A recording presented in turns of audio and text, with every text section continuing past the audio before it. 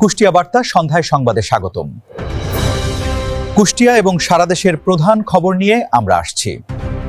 ত্রয়োদশ জাতীয় সংসদের বাজেট অধিবেশনে স্পিকার হাফিজ উদ্দিন আহমদের শোক প্রস্তাব পাঠের সময় মর্মান্তিক হত্যাকাণ্ডের শিকার ৮ বছর বয়সী শিশু রামিসা আক্তার, রাইসা সহ অন্য নিহত শিশুদের স্মরণ করে ১ মিনিট নীরবতা পালন করা হয় এবং তাদের রুহের মাগফিরাত কামনা করে দোয়া করা হয়।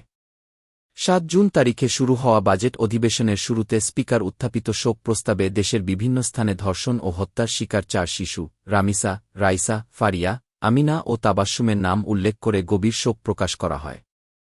ফুটবল ইতিহাসের সবচেয়ে বড় মহোৎসব কেমন হচ্ছে ফিফা বিশ্বকাপ ২০২৬-এর উদ্বোধনী অনুষ্ঠান। বিশ্বকাপের ইতিহাসে এবারই প্রথম কোনো এক উদ্বোধনী অনুষ্ঠানের পরিবর্তে ৩টি আলাদা উদ্বোধনী অনুষ্ঠান আয়োজন করা হচ্ছে। ৩ আয়োজক দেশ নিজেদের সংস্কৃতি ও বৈচিত্র্য বিশ্বমঞ্চে তুলে ধরতে এই অভিনব সিদ্ধান্ত নিয়েছে। আগামী ১১ জুন মেক্সিকোর ঐতিহাসিক মেক্সিকো সিটি স্টেডিয়ামে এস্তাদিও আজতেকা অনুষ্ঠিত হবে প্রথম এবং মূল উদ্বোধনী অনুষ্ঠান। এই স্টেডিয়ামটি ফুটবল বিশ্বে এক জীবন্ত কিংবদন্তি, যেখানে ১৯৭০ সালে পেলে এবং ১৯৮৬ সালে মারাদোনা বিশ্বকাপ উঁচিয়ে ধরেছিলেন। এবার প্রথম ভেন্যু হিসেবে ৩টি বিশ্বকাপের উদ্বোধনী ম্যাচ ও অনুষ্ঠান আয়োজনের অনন্য বিশ্ব রেকর্ড গড়তে যাচ্ছে এই মাঠ।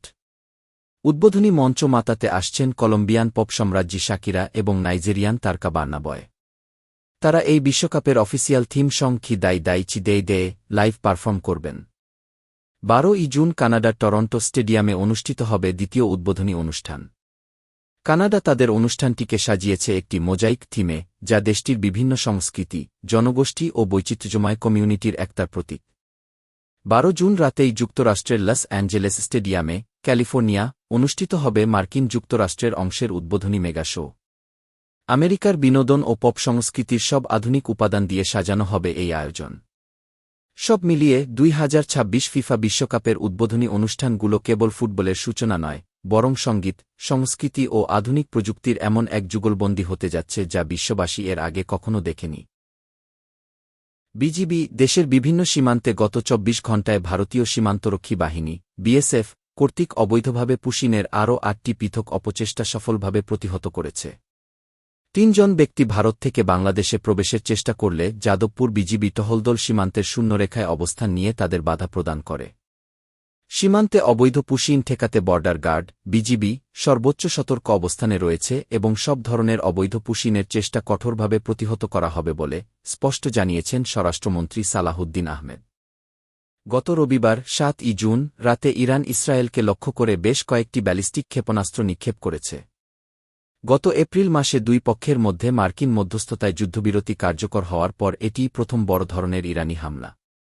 লেবাননের রাজধানী বৈরুতের দক্ষিণাঞ্চলে ইসরায়েলের সাম্প্রতিক বিমান হামলার প্রতিশোধ হিসেবে ইরান এই ক্ষেপণাস্ত্রগুলো ছোড়ে। হামলার পর হাইফা, জেরুজালেম এবং তেল আবিবসহ উত্তর ও মধ্য ইসরায়েলের বিস্তীর্ণ এলাকায় বিমান হামলার সতর্কতামূলক সাইরেন বাজানো হয়। ইসরায়েলি সামরিক বাহিনীর তথ্যমতে তাদের আকাশ প্রতিরক্ষা ব্যবস্থা বেশিরভাগ ক্ষেপণাস্ত্র ভূপাতিত করতে সক্ষম হয়েছে এবং তাৎক্ষণিকভাবে বড় কোনো হতাহতের খবর পাওয়া যায়নি। অপরদিকে মার্কিন প্রেসিডেন্ট ডোনাল্ড ট্রাম্প জানিয়েছেন যে এই হামলা সত্ত্বেও ইরানের সাথে যুক্তরাষ্ট্রের চলমান কূটনৈতিক আলোচনার কোনো পরিবর্তন হবে না। এটি ছিল আজকের সর্বশেষ খবর। কুষ্টিয়া বার্তা নিউজের সাথে থাকুন।